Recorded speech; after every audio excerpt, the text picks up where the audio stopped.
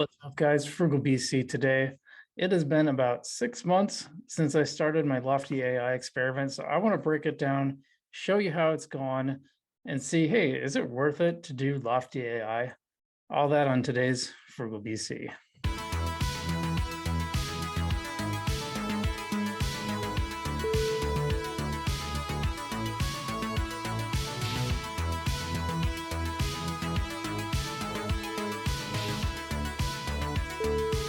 What's up, guys? Welcome back to Frugal BC. You know, we're all about doing those crypto experiments, and we got a great one. Today, we are going to be talking about Lofty AI, showing how it went after 6 months. I've been putting about $1,000 into this thing, and we're just going to kind of break down the numbers. Before we do that, I'd love it if you hit that subscribe button so you can see all our crypto experiments. You know, we do the crypto here, we do the experiments to show you how it works, and then you can make that decision for yourself if you want to try it too. It's nice that it takes a little bit of the guesswork out of it. And we tell you all the good, the bad, and the ugly. So you're going to get all the good stuff from us and the stuff that didn't work so well. Most of the projects we've done have gone pretty well, usually with a couple of caveats that maybe I didn't like. There's been some exceptions. Sunday swap, we just scrapped that. I say we, it's me. I've scrapped that one because that one's just a disaster. But otherwise, you're just going to get it honest from me. That's what I go for. So so hit that subscribe button, hit the like button so other people can see it too, and go ahead and tell us what you think too. Leave a comment below. I know I always say that at the end of the video, but I really should say it first too. But enough about that. Let's get right into it. So Lofty AI, for those of you who don't know, this is basically tokenized real estate. What Lofty lets you do is you can buy a $50 token. You can buy as many tokens as you want, but at minimum, you buy a $50 token that's built on the Algorand blockchain. You guys know I love Algorand because it just works.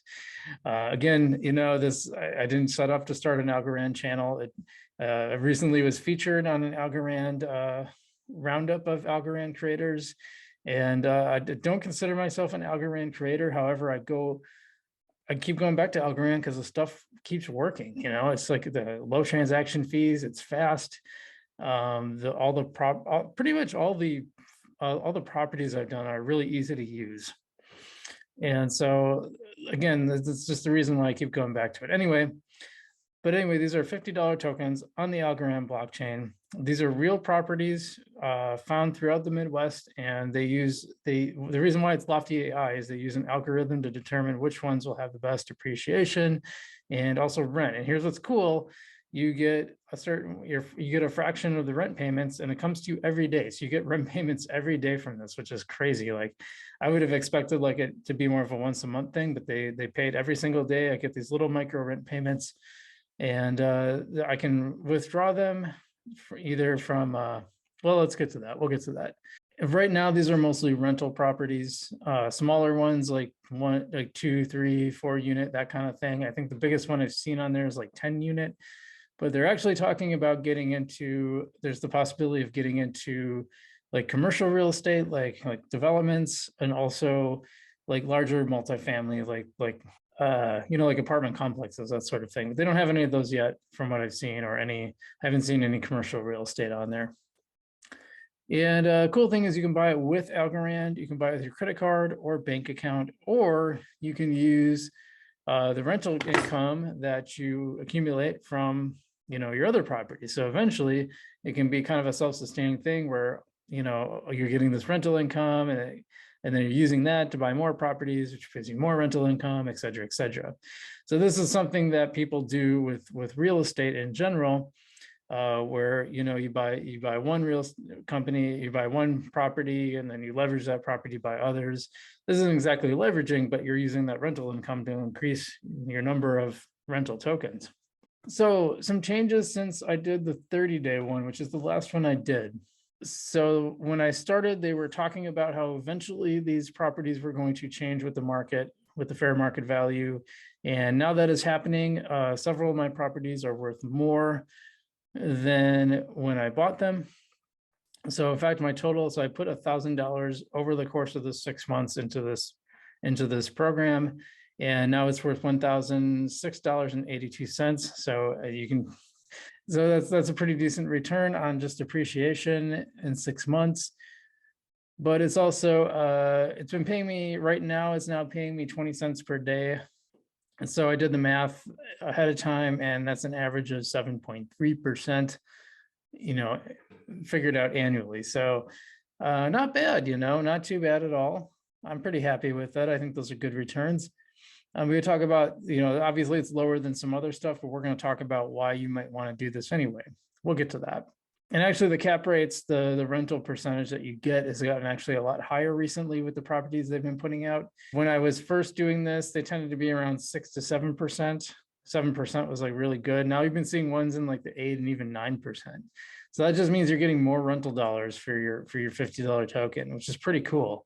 Where are these properties? Like I said, they're largely in the Midwest. I've seen Chicago, which is somewhat close to me, Cleveland, St. Louis, even Michigan, some places around there. So basically the Midwest.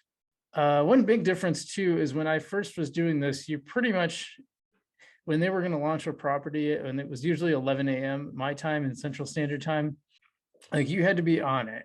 You pretty much had to do it within a couple hours or it was going to be gone. But now as they keep adding more and more properties, that hasn't really been an issue. Now, if you go to the site now, there's like a ton available right now that you can, so you don't have to worry about, oh my God, is it going to sell out? If you wanted one specific one, you might want to be careful. You might want to jump on that. But even so, it's not like, I mean, they'll be on there for days and days and days, probably over a couple of weeks. So you don't have to jump on them like you once did. So why do this, right? Like, because one of the comments I got on my previous video is that this seemed like kind of a low rate of return compared to other crypto projects. And yeah, you're kind of right. I mean, certainly you can probably make more in certain DeFi protocols. I mean, you might be making more in governance even, which is pretty safe. But there's a difference. Real estate tends to be a fairly steady market, and it tends not to follow the stock market or the other broader crypto market, right? So when your crypto is tanking, as it kind of is now, your returns are still steady. You're still getting rent because you know what? People got to rent. They got to live somewhere. In fact, when the economy is bad, more people usually rent. They can't afford houses anymore, and they have to go rent. So actually, it's a really good thing to be in when the market is bad. Now, I don't want to be insensitive. I mean, that really sucks when the economy is in tanking and people are losing their jobs. But you want to, when you make investments, you want to think about, you always want an upside, right? So you always want to plan for when the market goes down and when it goes up. I've talked about this just with like Bitcoin investing, with Algorand, all of it. Your mindset around that is, hey, if the market is in the ground, great, stuff's on sale, I can go buy more. And if it's going to the moon, awesome. I've made a lot of money. My money's growing. Cool. Leave it alone. Let it do its thing. Maybe take out a little profits if you feel comfortable with that. I never push that on anybody, but it's not a bad thing to do. So I think this is kind of has that same principle. You have real daily rental payments that are coming to your inbox, and it's there for you no matter what. I mean, especially when you have your money spread out among so many different properties, like you're going to have that rental income coming in. So even when the crypto markets are tanking, you've got this and you can send it to your bank, to PayPal. If you're outside the US, you can take your payments in Algo or USDC. But there's a way to you're going to get this money no matter what the market is doing, which is pretty cool. So I think it's a good steady presence to have in a crypto portfolio or just a portfolio in general. So for those very reasons, for the fact that when the market's going bad, it's like you have an extra tool in your tool belt, right? So if you always got as a screwdriver, you're in trouble if you need a hex wrench. So this is having more tools to deal with anything that might come up, and especially if you're aiming at financial independence. A lot of financial independence people I know have like actual real estate, and this is sort of the crypto version of that. So that leads to my next point, is that this really strikes a good balance between owning actual real estate, which comes with all kinds of headaches, and an REIT, which is more like kind of like an index fund, but for owning properties. You get some ownership and some control that you don't get with an REIT. but you also don't get the headaches and hassles that come with owning like a real rental property. So I think it's a good balance between the two. I very much like that. Are there downsides? Well, you could argue that there's a company involved, so it's not super decentralized, although they are introducing governance. So you will be able to make some votes. In fact, I think I did make a vote on one of the properties about how to handle maintenance issues. So these do come up. They don't come up a lot from what I've seen, but it's not entirely centralized. So that is one downside to think about, though. It is smaller than other, it is a lesser return than some other crypto projects, but it's also steadier. So you don't have to worry about the price fluctuation. Your tokens generally are going up, so that's a good thing. And one of the other things too, I like, because this is a thought I had. It's like, well, what happens if Lofty AI goes out of business and they disappear? They have to liquidate everything. Well, what does that mean for my stuff? Well, each property has its own LLC, which is what a lot of real estate people do too. They usually have an LLC for each property, so that if something happens with that property, like the legal issues kind of stay with that property and don't spread to all your whole portfolio. And what will happen is if Lofty AI goes out of business, that will be transferred probably into a receivership at first. Like say they go bankrupt or something, or they go under, they'll probably go to a receivership, meaning a lawyer will be controlling it for a little while, and then it'll probably be sold to someone else who will then own it. And I don't know all the details. This is what I got from their website, from their FAQ, from digging into it, and just from my general knowledge about how some of these development deals work. So basically, your ownership isn't going to disappear if Lofty AI goes out of business. So I think that's a good thing.